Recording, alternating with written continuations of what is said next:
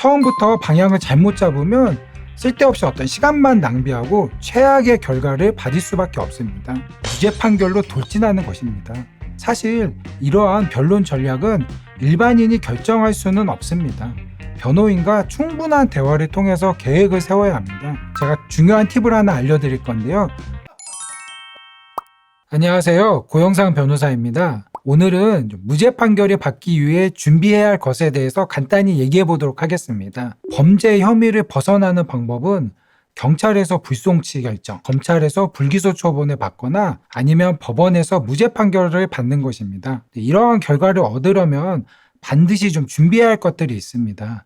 물론 그 알려주시는 방법을 다 사용하면 범죄를 저질러도 무죄 판결을 받을 수 있나요? 라고 물어보시면 그건 당연히 그럴 수 없습니다입니다. 범죄를 저지르지 않았는데 검찰이나 경찰에서 억울함을 호소할 수도 없고 괜히 부인하는 것보다는 자백하는 것이 유리하다는 말에 잘못된 판단을 하는 사람들이 많이 있습니다. 예를 들어서 전 여자친구가 강간죄로 고소를 하는 경우, 교통사고로 사망자가 발생했지만 운전자 과실이 없는 경우, 또 동업자가 허위사실로 사기, 횡령, 배임 등으로 고소하는 경우 등이 여기에 해당됩니다. 가장 중요한 것은 첫 경찰 조사 때부터 일관되게 범죄 사실을 부인하는 것입니다. 어떤 분들은 그건 당연한 말 아니냐고 생각할지 모르겠지만 실제 일관되게 혐의를 부인하는 것은 상당히 어렵습니다. 무죄 판결문에서도 피고인이 일관되게 범죄를 부인하고 있고 라는 문구가 기재될 만큼 이것은 매우 중요합니다. 예를 들어서 여자친구와 강압적으로 성관계를 했느냐라는 질문에 아니요 라고 답하면 수사기관이 바로 예 그러시군요 알겠습니다 라고 수긍을 할까요? 당연히 아닙니다. 수사기관은 범죄 혐의를 입증하려는 목적이 있기 때문에 그러한 대답을 들으면 바로 더 집요하게 질문을 합니다. 그럼 여자친구가 거짓말을 하는 것이냐? 여자친구를 밀지 않았냐? 그 당시에 여자친구 팔을 잡은 건 아니냐? 라고 상당히 집요하게 물어보고 또 물어봅니다. 이때 생각이 많아지면 갑자기 다른 말들이 나올 수도 있습니다. 그 당시에 손을 잡은 것 같은데요. 그게 왜 그랬냐면요. 답변을 하게 되고 설명이 계속해서 지연되게 됩니다. 본인은 사건과 큰 관련이 없을 거라고 생각하고 말하는 것이지만 이 진술은 치명적인 유죄 증거로 인정될 수 있습니다.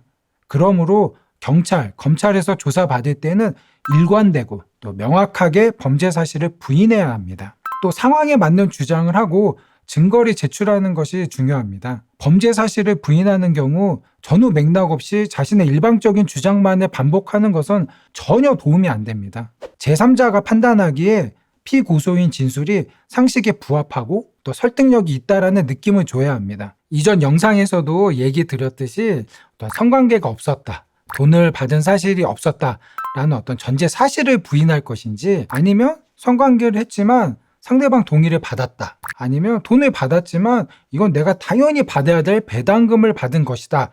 라는 법리를 다투는 것인지는 분명히 구별해야 됩니다. 사실관계를 다투는 경우와 법리를 다투는 경우에는 각각 준비할 것이 다르므로 반드시 구별하고 대응을 해야 됩니다.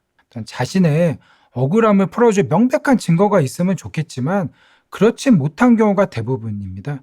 그래서 일반인 분들이 수사 절차나 재판 절차에 어려움을 겪고 있습니다. 이러한 경우 어떤 방법으로 재판부를 설득해야 할지 고민해야 합니다.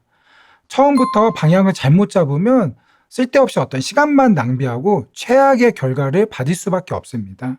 제가 직접 수행한 사건인데요. 식당 주인이 손님을 공연 음란죄로 고소한 사건이었습니다. 이 사건의 유일한 목격자인 여사장은 재판부에 나와서 식당을 영업하는 입장에서 손님을 고소하는 것은 아무런 도움이 안 된다. 그런데 내가 왜 굳이 거짓말을 해야 되느냐? 나는 거짓말해야 할 이유가 없다. 라고 진술했습니다. 여러분이 듣기엔 어떠세요? 그 여사장, 그 목격자의 진술이 좀 믿을만하지 않나요? 이러한 상황에서 단순히 목격자가 거짓말하고 있습니다. 라고 몰아가는 것은 유죄 판결로 돌진하는 것입니다. 목격자 진술을 정면으로 반박하기보다는 상황을 잘못 볼 수 있다는 점을 구체적으로 설명을 하고 목격자가 오인할 수밖에 없었던 상황을 설명하고 입증하는 것이 유리합니다. 위 사안에서도 이러한 변론으로 피고인은 무죄 판결을 받았습니다. 사실 이러한 변론 전략은 일반인이 결정할 수는 없습니다. 변호인과 충분한 대화를 통해서 계획을 세워야 합니다. 제가 중요한 팁을 하나 알려드릴 건데요.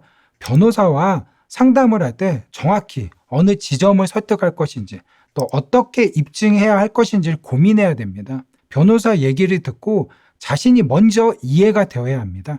자신이 이해가 됐다는 것은 제3자, 재판부, 검찰도 이해할 수 있다는 것을 의미하기 때문이죠. 내가 하지 않았다. 내가 하지 않았다. 아니면 상대방이 거짓말을 한다. 상대방이 거짓말을 하고 있다. 라는 이러한 반복적인 주장은 전혀 도움이 되지 않습니다. 오늘은 좀 범죄 혐의를 벗을 수 있는 방법, 재판에서 무죄 판결을 받기 위해서 주의해야 할 점에 대해서 알아봤습니다. 내용이 도움이 되셨으면 좋겠고요. 궁금한 점은 댓글과 이메일로 문의 주시면 최대한 빨리 답변 드리겠습니다. 감사합니다.